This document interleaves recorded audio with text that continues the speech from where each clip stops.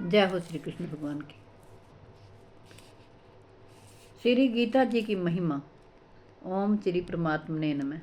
वास्तव में श्रीमद् भगवत गीता जी का महात्म्य वाणी द्वारा वर्णन करने के लिए किसी की भी समर्थ नहीं है, क्योंकि यह एक परम रहस्यमय ग्रंथ है।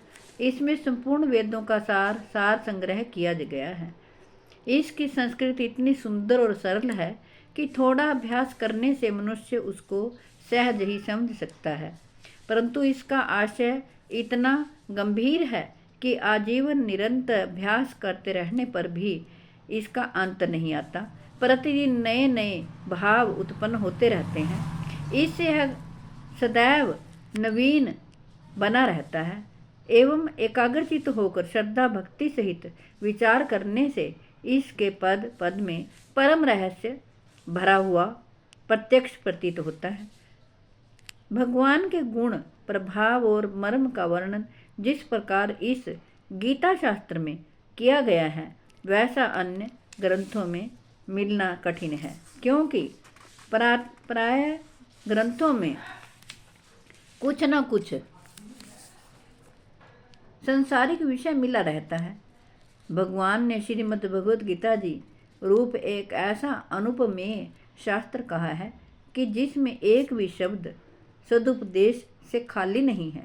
श्री वेदव्यास जी ने महाभारत में गीता जी का वर्णन करने के उपरांत कहा है, गीता सुगीता कर्तव्या की मन्य शास्त्र विस्तर है या स्वयं पद्मनाभस्य मुख पद्मा द्विनी ही सुता श्रीता। गीता सुगीता करने योग्य है, अर्थात श्री गीता जी को भली प्रकार पढ़कर अर्थ और भाव सहित अंतःकरण में धारण कर लेना मुख्य कर्तव्य है, जो कि स्वयं पद्मनाभ भगवान श्री विष्णु के मुखारबिंद से निकली हुई है। फिर अन्य शास्त्रों के विस्तार से क्या प्रयोजन है। स्वयं श्री भगवान ने भी इसके महात्म्य का वर्णन किया है।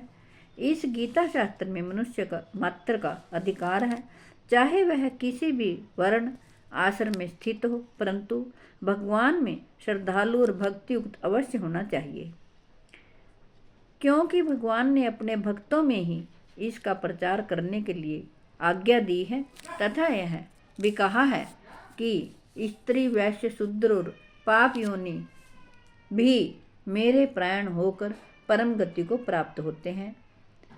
अपने अपने स्वाभाविक कर्मों द्वारा मेरी पूजा करके मनुष्य परम सिद्धि को प्राप्त होते हैं। इन सब पर विचार करने से यही ज्ञात होता है कि परमात्मा की प्राप्ति में सभी का अधिकार है, परंतु उक्त विषय के मर्म को ना समझने के कारण बहुत से मनुष्य, जिन्होंने श्री गीता जी का केवल नाम मात्र ही सुना है, यह कह दिया करते हैं कि गीता तो केवल संसारिक सन्यासियों के लिए ही है, संसारिक के लिए नहीं।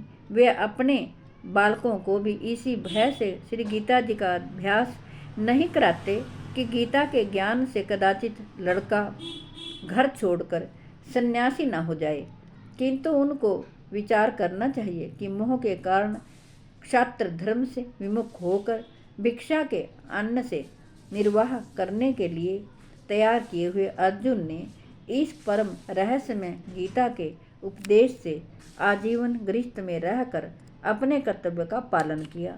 उस गीता शास्त्र का यह उल्टा परिणाम किस प्रकार हो सकता है। ऐसे कल्याण की इच्छा वाले मनुष्यों को उचित है कि मोह का त्याग कर अतिशय श्रद्धा भक्ति पूर्वक अपने बालकों को अर्थ और भाव के सहित श्री गीता जी का अध्ययन कराएं एवं स्वयं भी इसका पठन और मनन करते हुए भगवान के आज्ञा अनुसार साधन करने में तत्पर हो जाएं, क्योंकि अति दुर्लभ मनुष्य शरीर को प्राप्त होकर अपने अमूल्य समय का एक क्षण भी दुख मूलक क्षणभंगुर भोगों के भोगने में यह नष्ट करना उचित नहीं है। जय हो श्री कृष्ण भगवान की। हे कृष्ण गोविंद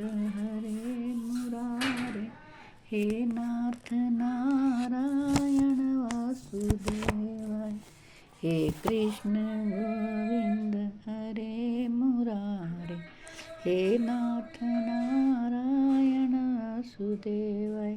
मेरी आपसे हाथ जोड़कर प्रार्थना है कि आप अपने बच्चों को जरूर भगवद गीता जी का पाठ पढ़ने के लिए और सुनने के लिए प्रेरित करें, ताकि वो भगवान श्री कृष्ण जी की कही हुई वाणी का ज्ञान प्राप्त कर सकें और श्री कृष्ण भगवान सदा उनकी रक्षा करें।